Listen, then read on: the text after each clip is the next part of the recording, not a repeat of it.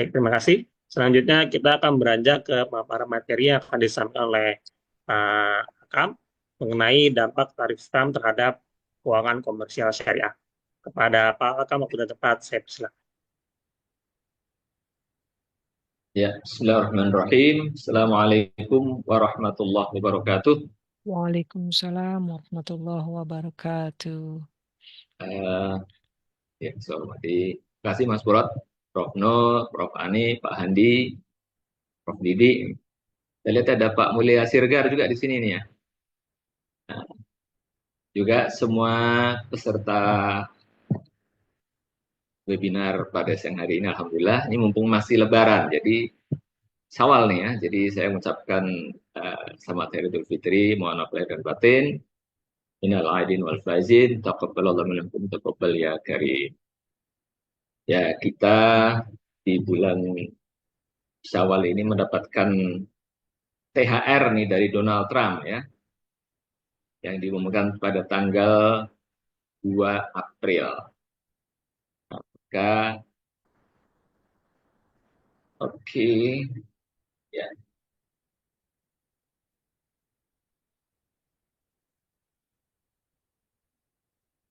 ya, terima kasih. Jadi, eh, memang saya kira ini kesempatan yang luar biasa ya. Kita dihadapkan ada pilihan-pilihan yang tidak mudah, tapi kita harus sebagai bangsa harus terus melaju ke depan dan kita sudah berapa kali menghadapi adanya tantangan seperti sekarang ini. Eh, saya akan mulai dari istilah yang lagi populer di kalangan ekonom di dunia barat nih, Trumponomics. Jadi ternyata memang Trump itu punya style sendiri dalam kebijakan ekonominya. Dia mungkin mengikuti dulu ada Reagan, Ronald Reagan, Reaganomics. Itu ternyata juga dulu pernah membuat kebijakan yang serupa, perang dagang dengan mitra dekatnya yaitu Jepang. Dengan membatasi semikonduktor. Jadi waktu Jepang baru bangkit, itu langsung dicegah oleh Amerika dengan perang dagang yang waktu itu bernilai sekitar 100 miliar US dollar. Jadi tunggal waktu itu permainannya. Tapi Donald Trump sudah belajar dari periode yang pertama, dia mungkin agak terlambat memulai, dia dilantik 2016, tapi baru menabuh genderang perangnya 2018. Maka 2020 belum selesai, maka begitu dia dilantik, dia langsung menandatangani executive order banyak sekali. Nah, di sini saya kira Trump dan kawan-kawan ya itu merasa bahwa Cina terlalu banyak memanfaatkan WTO, World Trade Organization. Ya, jadi dari situ kemudian dia menganggap bahwa agenda WTO ini banyak dikendalikan oleh kekuatan Cina dan kawan-kawan yang menguasai manufaktur dunia. Karena memang secara sumber daya itu negara-negara berkembang kan memang kemudian menguasai perdagangan karena biaya produksinya lebih murah, ya kan, biaya tenaga kerja dan sebagainya itu memang. Nah kemudian mulailah Donald Trump membuat kebijakan yang dengan tema America First itu ya, Amerika yang utama atau Amerika yang pertama yaitu pada 4 agenda, yaitu deregulasi ekonomi, pemotongan pajak, proteksionisme, dan kemudian mengatasi defisit perdagangan. Wabil khusus dengan Cina. Sebenarnya banyak, nanti kita akan lihat. Nah, kritik pada Cina ini, Trump melihat bahwa negara RRC ya, dalam integrasi internasional tuh Cina tuh belum sepenuhnya merebalisasi ekonomi dan politiknya. Jadi dianggap masih sistemnya. Jadi ada yang bilang sistemnya ekonomi kapitalis, tapi sistem politiknya sosialis atau komunis. Kemudian juga merupakan kota revisionis dan musuh yang harus didekati sebagai saing strategis dan melindungi pasar domestik Amerika dari persaingan domestik. Jadi mereka betul-betul melindungi domestik. Jadi membatasi impor Cina ini. Kemudian juga memberikan subsidi dan juga fasilitas ekspor serta mendevaluasi mata uangnya, mata uang yuan. Nah, tadi saya sampaikan bahwa Trump itu memang mengumumkan pada tanggal 2 April, berarti 3 Syawal ya. Tapi sesungguhnya eh, belate-nya, keputusannya itu sudah muncul dari 31 Maret, 3 hari sebelumnya. Jadi dia membuat kebijakan yang dikeluarkan resminya oleh US Trade Representative. Jadi bagaimana negara-negara yang menjadi catatan Amerika, di situ dikelompokkan 59 negara, tetapi Uni Eropa itu menjadi sebuah entitas sendiri, Liga Arab juga begitu, Uni Eropa kan ada 27 negara, Liga Arab 22, dan ada negara kecil Teluk, 6 negara. Nah, dari situ kita melihat bahwa kemudian tampaknya Amerika melihat perlu ditata lagi. Tetapi negara-negara lain juga tidak tinggal diam sesungguhnya. Nah, saya ingin melihat sebuah data yang dikeluarkan oleh Departemen Keuangan Amerika pada bulan Februari 2025. Ya, yang ini datanya sebenarnya panjang, tapi saya potong aja dari bulan Desember 2024, Januari 2025, dan Februari. Ternyata negara-negara pemegang obligasi, ya, yaitu 3 besarnya itu adalah Jepang, Cina, dan Inggris. Itu ternyata ada kejadian yang menarik. Mereka itu menambah secara simultan jumlah simpanannya di obligasi Amerika. Sudah tahu nih, Trump ini sudah dilantik. Jadi dari sejak Desember, Januari, Februari. Trump dilantik kan Januari. Nah, ini menarik saya kira fenomena ini. Ya. Artinya mereka sudah siap-siap, mereka punya senjata yang mereka persiapkan. Sayang sekali di Indonesia tidak muncul pemegang obligasi. Mungkin kita perlu duit banyak nih. Singapura ada di situ. Ya. Jadi pemegang obligasi ini kemudian memang menggunakan kesempatan, maka setelah diumumkan Trump, kira-kira seminggu kemudian terjadilah penjualan obligasi besar-besar. Yang waktu itu dianggap Cina dan Jepang. Dan tapi ternyata kemudian yang diduga adalah Jepang. Jadi dalam tempo sekian hari 25 miliar US dollar dijual. Dan itu sebagai warning. Nah, kemudian dianggap setelah penjualan obligasi itu Amerika segera menunda 90 hari pemberlakuan. Kecuali pada Cina. Nah, ini.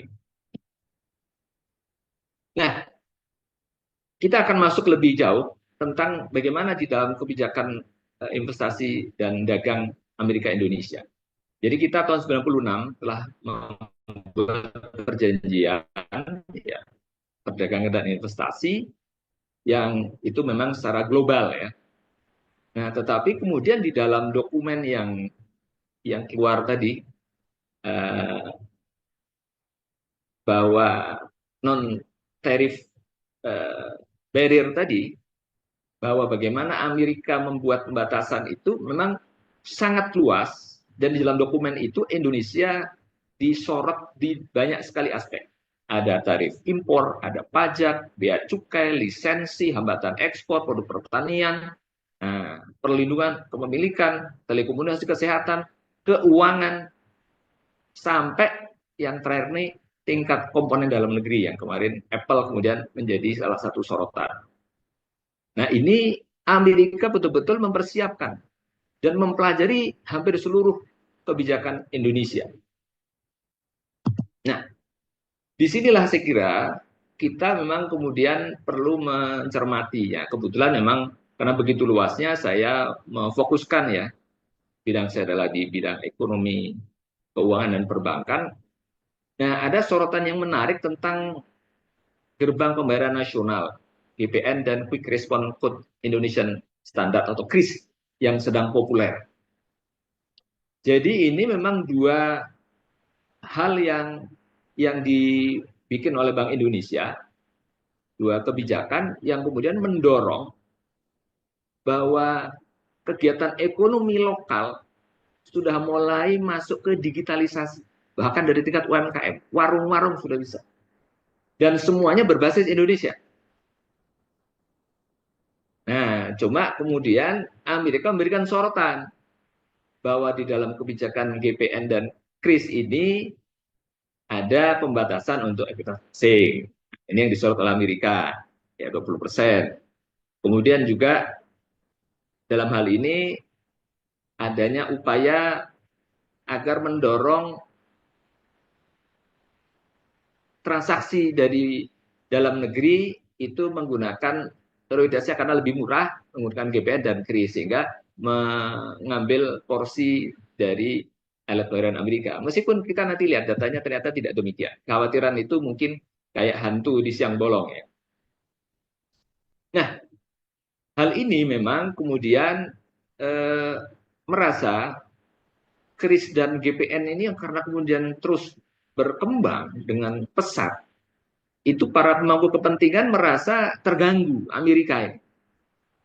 Jadi perusahaan-perusahaan Amerika disuruh disebutkan termasuk penyedia pembayaran dan bank mencatat kekhawatiran bahwa selama proses pembuatan kebijakan QR ini pemangku kepentingan internasional tidak diberitahu tentang sifat perubahan potensial atau memberi kesempatan menjelaskan pandangan mereka. Ini masih kebijakan dapur kita dibuka ya nanti ini kan ini dapur kita, rumah tangga kita ya. Tapi ya begitulah ya, mereka mau mengatur semua kan. Kalau bisa ya, makanya saya kira bagus nih. BI tiba-tiba sudah meluncurkan dan kemudian sudah jalan. Nah, ini saya kira penting ya untuk kita lihat. Nah, saya akan masuk ke data sekarang coba. Nah, ini dia. Perbandingan antara transaksi KRIS dan Mastercard dan Visa yang punya Amerika.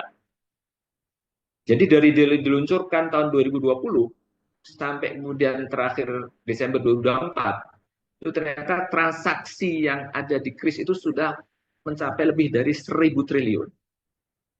Memang cukup mencengangkan dan perkembangannya itu selalu double dan bahkan triple digit dari tahun ke tahun. Bisa dilihat, bisa di atas 100%. Tetapi sesungguhnya pasarnya Visa dan Mastercard itu juga masih sangat besar. Wong dia Visa aja tunggal 2024 saja itu 1.200 triliun. Kita 4 tahun. Meskipun tahun 2025 ini angkanya sudah cukup mencengangkan juga. Karena sudah hampir melampaui separuh dari 1.000 triliun ini. Sudah 400-an. Mastercard juga begitu. Jadi ini memang sebuah persaingan bisnis. Amerika minta jangan ambil dong kue gue gitu. Ya, dia punya kue mau diambil oleh. Ini saya kira biasa dan saya kira penting kita ke depan untuk menjaga ini. Nah, kemudian juga kita melihat bahwa ke depan ini perbankan perlu juga kita perkuat. Karena Amerika merasa bahwa beberapa peraturan dari OJK dan BI itu membatasi.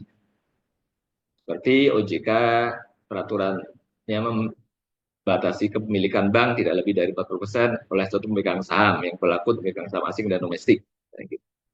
Kemudian juga bagaimana Bank Indonesia membatasi kepemilikan asing perusahaan pelaporan kredit swasta 40%, 49%.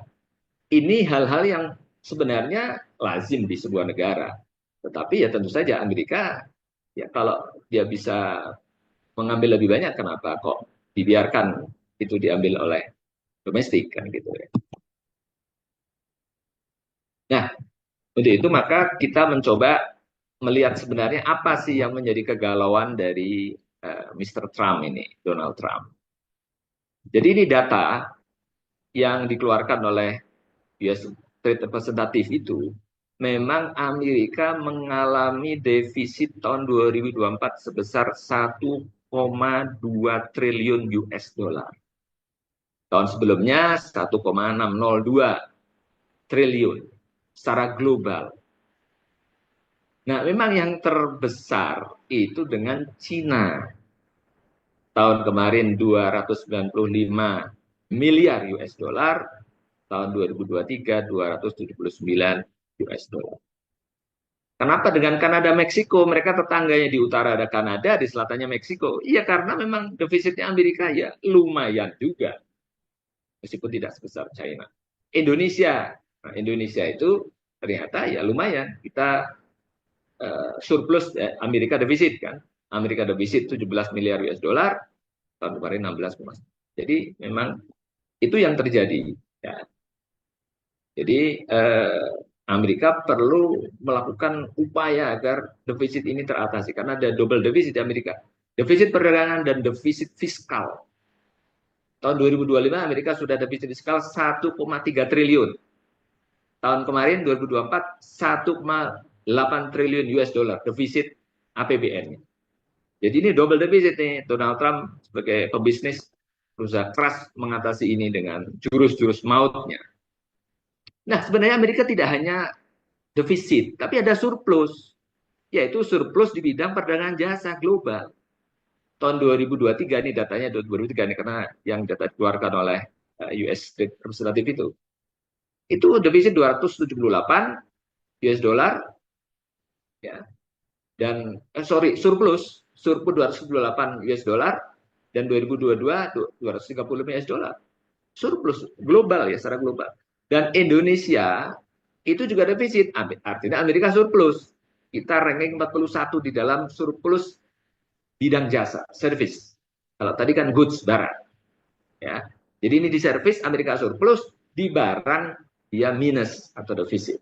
Gitu. Kita 1,5 ini defisitnya dengan Amerika. Amerika surplus.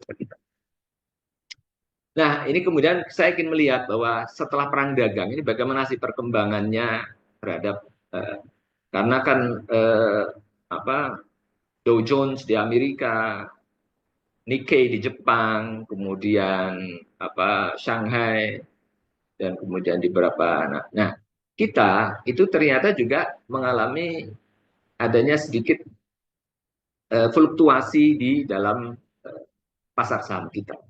Nah, saya mengambil dulu nih yang saham syariah, jadi isi ya, Indonesian Syariah Stock Index, periode 1 bulan. Nah, ini tampak sekali bahwa pada bulan April ini terjadi penurunan yang luar biasa, tapi kemudian mengalami kenaikan lagi sampai pada tanggal 23-24, ini berarti pada kemarin, ini data kemarin.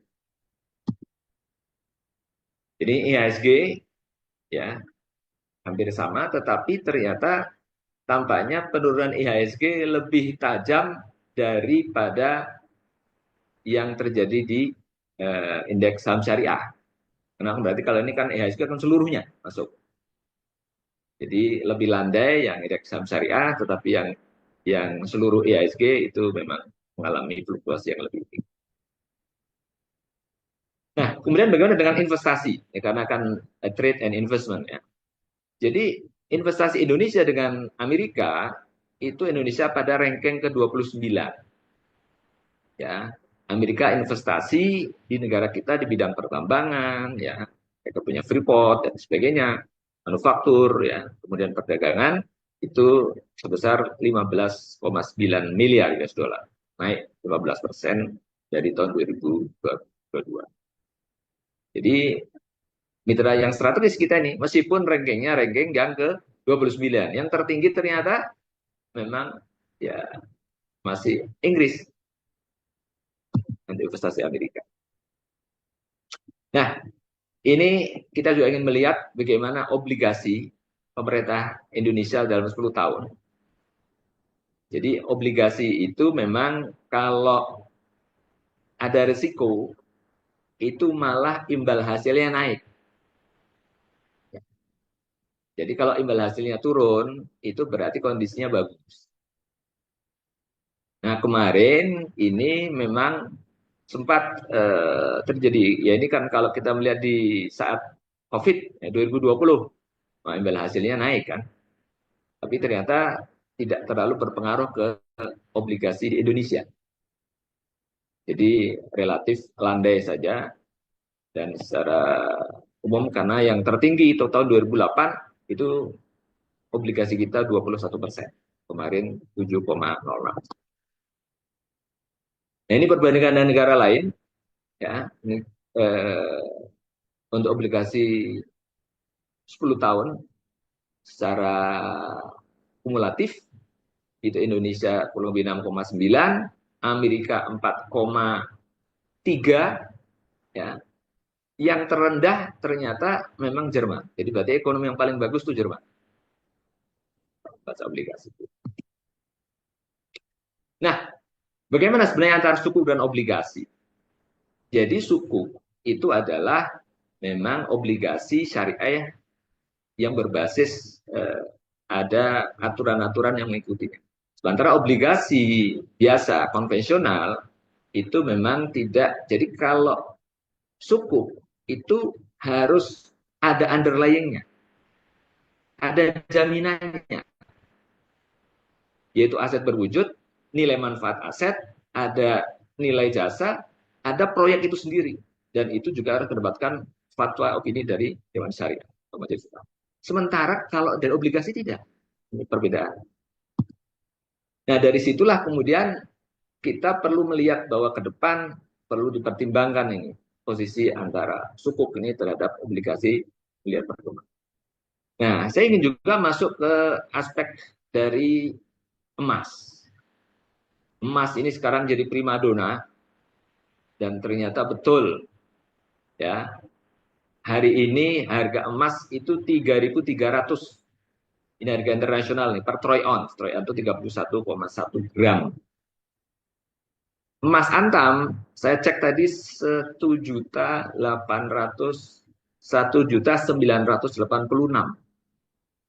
Tapi barangnya nggak ada. Nah, kenapa begitu? Karena kondisi ini kacau, semrawut. Orang akan mengambil yang pasti-pasti saja.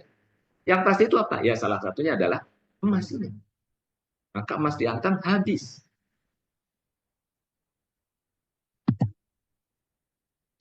Inilah kemudian kita, para ekonomi syariah, itu yang menawarkan. Sesungguhnya ekonomi syariah itu bisa menjadi solusi. Karena ekonomi syariah itu berbasis aset.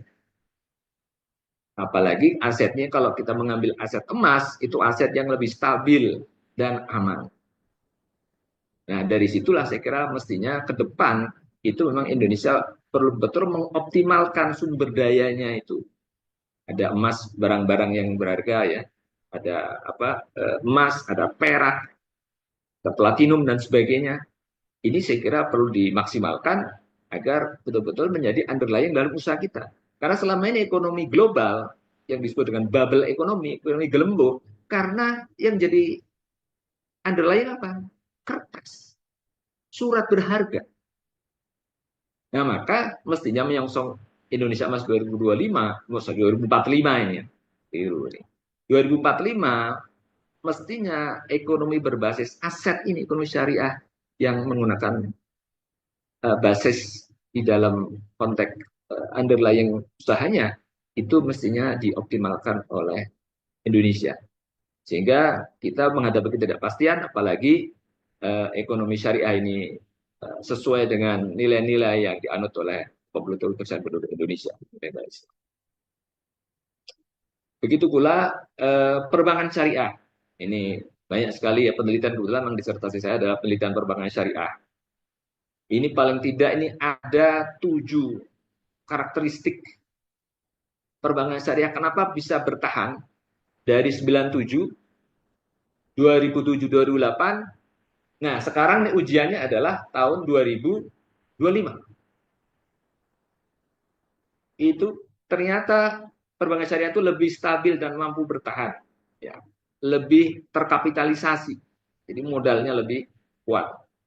Lebih tinggi tingkat profitabilitasnya.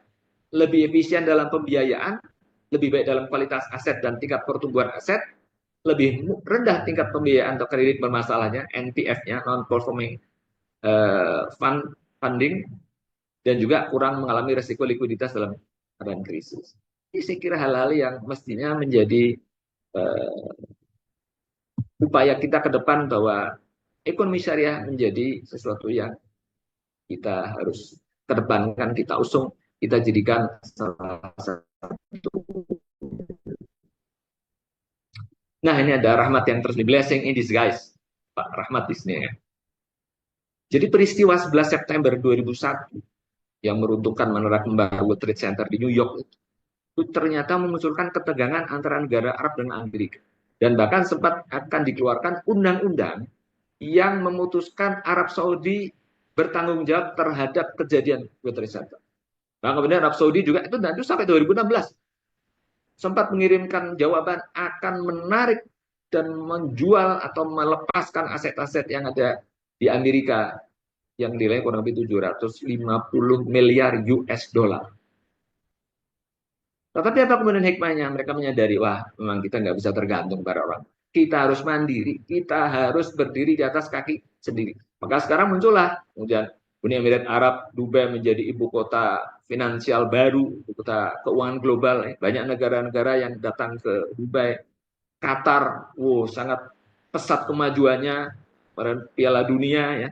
Tapi ekonominya negara kecil, tapi kemudian betul-betul mengoptimalkan sumber dayanya. Dan Arab Saudi ini terakhir melakukan terobosan-terobosan luar biasa. Pertanyaan, karena kita mendapatkan rahmat resmi dan perang dagang ini oleh Presiden Trump ini. Inilah yang segera perlu kita jawab. Maka saya mengajukan ada paling tidak 6 agenda. Yang pertama adalah kita perlu mengkonsolidasi kekuatan negara-negara organisasi konferensi Islam. Oke. 57 negara itu perlu bersinergi, perlu menggalang kekuatan sehingga membangun kekuatan baru untuk investasi dan perdagangan. Agar kita tidak mengalami problem yang berulang.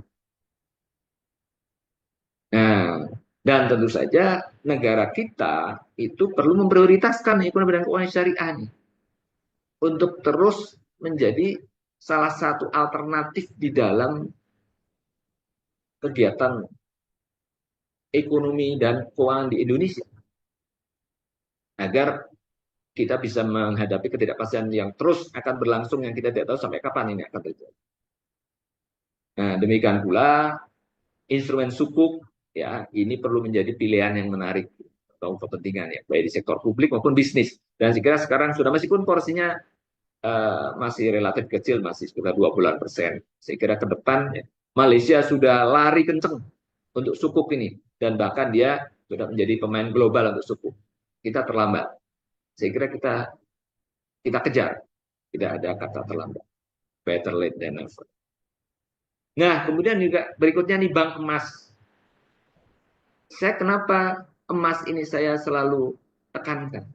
Karena memang belum maksimal, belum optimal. Jadi sekarang misalnya, ini masyarakat membeli emas.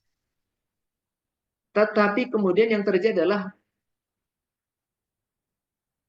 mengambil dana dari tabungan membeli emas. Sehingga tabungan masyarakat berkurang. Bisa jadi karena memang adanya penurunan ekonomi. Tetapi kalau kemudian sebagian itu digunakan untuk membeli emas misalnya itu kan berarti terjadi adanya pelimpahan ya, dari dana yang ditabung. Jadi ini akan berisiko karena kalau dana ada di bank kan bisa diputar. Nah, maka saya selalu mendorong dan betul-betul berkali-kali mengingatkan. Karena yang baru membuka tabungan dan deposito itu di bank emas ini baru Pegadaian. BSI ini belum. Padahal kalau masuk tabungan dan deposito, itu kan orang menyimpan emasnya, mendapatkan imbal hasil, dan kemudian emas itu bisa diputar dalam pembiayaan. Gitu. Nah ini saya kira, saya cek BSI belum rupanya. Saya harapkan dalam waktu dekat ini, mungkin bulan-bulan depan, sudah keluarlah layanan deposito dan tabungan emas BSI sebagai bank emas pertama ya, selain Pegadaian tentu saja. Berikutnya ini yang saya juga tidak bosan-bosan mengingatkan, Bank Indonesia yang 7 tahun tidak pernah menambah cadangan emasnya. yang pada bulan Maret ini mencapai devisa tertinggi dalam sejarah, yaitu 157 miliar US dollar. Kenapa tidak menambah simpanan emasnya menghadapi kondisi yang tidak pasti? Saya selalu mendorong, ayo Bank Indonesia, jangan ragu-ragu. Emas di kita ini juga perlu ditampung. Jadi kalau memang emasnya ternyata diambil banyak oleh masyarakat, mungkin perusahaan-perusahaan, ya udah kita bisa ngambil dari luar. Tapi yang ada di Indonesia, mestinya kita optimalkan, kita maksimalkan.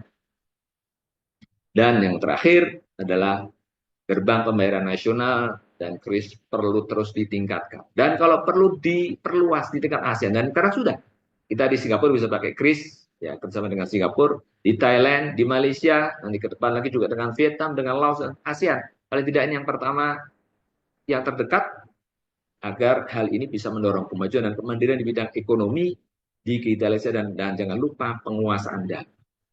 Karena ini yang menjadi kunci, karena data ini adalah katanya salah satu emas yang di zaman digitalisasi, zaman modern, zaman sekarang ini, data adalah emas. Data adalah kekayaan yang tidak terhitung. Jadi maka kita dorong pemerintah dan Bank Indonesia ya, tetap bernegosiasi dengan elegan dengan Amerika, tapi kita jangan lupa untuk mencari pilihan-pilihan alternatif lain, pasar lain, kemudian juga tentu saja meningkatkan potensi yang ada di negara kita. Saya kira demikian. Lebih kurang maaf. Terima kasih. Assalamualaikum warahmatullahi wabarakatuh. Waalaikumsalam warahmatullahi wabarakatuh. Terima kasih Pak Hakam atas penyampaian materinya.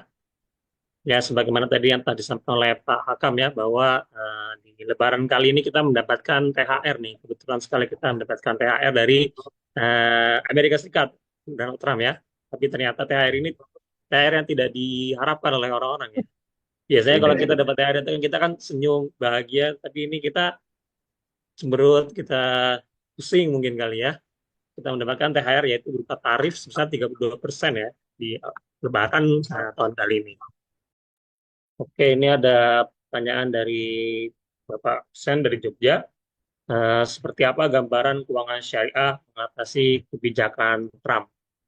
Mungkin pertanyaan ini bisa dijawab oleh Pak Hakam ya. Mungkin nanti Pak Hakam bisa sekaligus menyampaikan closing statement.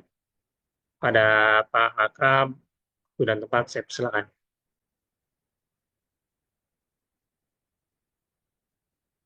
Ya, terima kasih. Tadi Pak Husen dari Jogja ya. Ini alma mater saya nih, Jogja. Jadi begini, ketika kita bicara tentang perang dagang, maka memang hal yang terkait langsung dengan perdagangan kita harus atasi, kita harus jawab. Misalnya negosiasi, misalnya kita melakukan apa ya? Kalau yang Cina retaliasi, pembalasan kan gitu nih ya, karena mereka merasa kuat. Oke, kalau kita negosiasi, nah kita berkawan bersama dengan semua. Nah, cuma ketika bagaimana kita bisa mempergunakan instrumen-instrumen yang ada agar risiko yang terjadi, kalaupun ya terjadi efek yang negatif secara global, karena saya kira hampir semua lembaga internasional atau para ekonom itu meramalkan pertumbuhan global akan turun. Bahkan ada yang 1,5, hampir 2% turunnya. Jadi agak serius nih. Nah, artinya bagaimana ini menjawab dari sisi keuangan syariah. Nah, maka seperti yang sebelumnya saya sampaikan, keunggulan dari ekonomi syariah itu karena dia ekonomi real, ekonomi yang konkret, yang berbasis atau berlandaskan ada underlying terhadap sesuatu yang konkret. Ya, aset, ya, tadi project, ya, jasa. Jadi semuanya memang dikonsolidasi. Ini untuk mengurangi risiko ketika terjadi gejolak.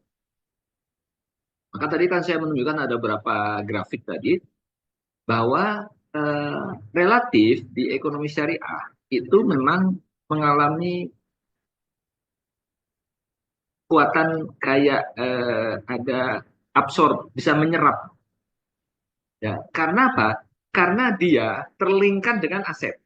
Sementara ekonomi yang non syariah itu kan tidak ada underlyingnya, nggak ada bantalannya. Nah, disitulah saya kira kemudian itu menjadi berbeda. Jadi misalnya obligasi, obligasi syariah itu harus ada underlyingnya. Underlyingnya adalah proyek itu sendiri atau underlying aset yang lain itu menjadi sesuatu yang harus diwujudkan kalau akan mengeluarkan sukuk atau obligasi syariah. Nah, inilah yang menyelamatkan, memperkuat. Jadi, maka misalnya kalau perbankan syariah itu relatif stabil. Jadi krisis 9798, krisis 2008, kemarin yang agak puyeng memang ketika COVID ya. COVID ini memang karena pergerakan semuanya melemah, tapi relatif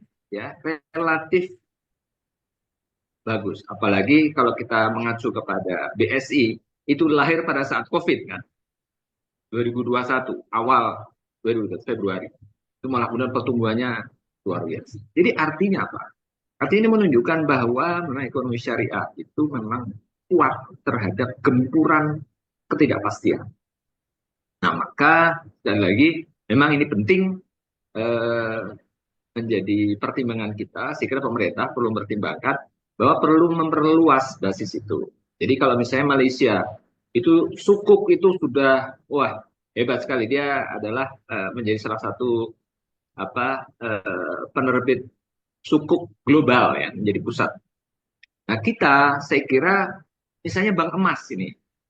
Bank emas ini menurut saya ini menjadi peluang yang besar untuk kita karena ini saya kira relatif kita besar sekali, salah satu kekayaan alam kita adalah emas yang cukup besar, penduduknya juga sangat besar dan suka emas. Saya kira kita suka emas ya.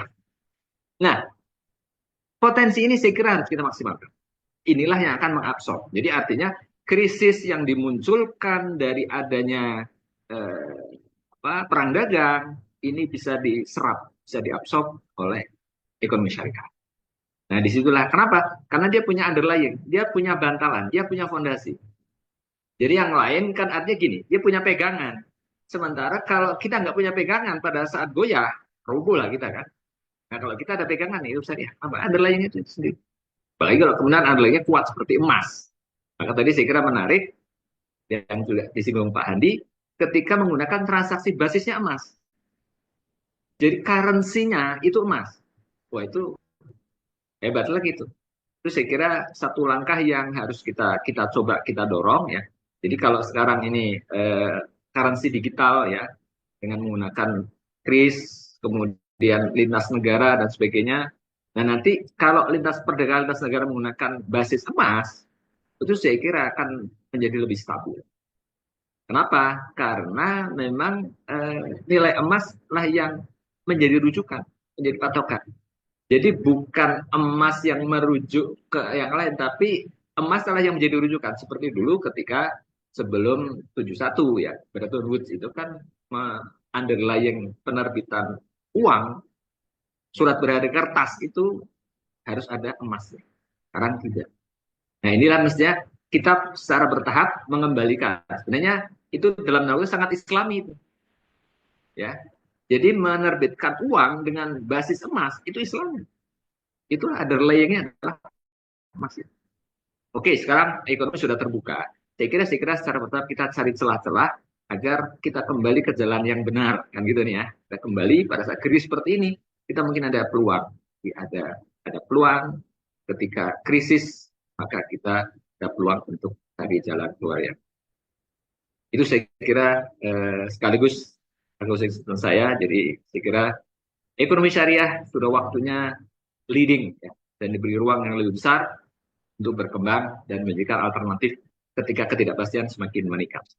Terima kasih. Assalamualaikum warahmatullahi wabarakatuh.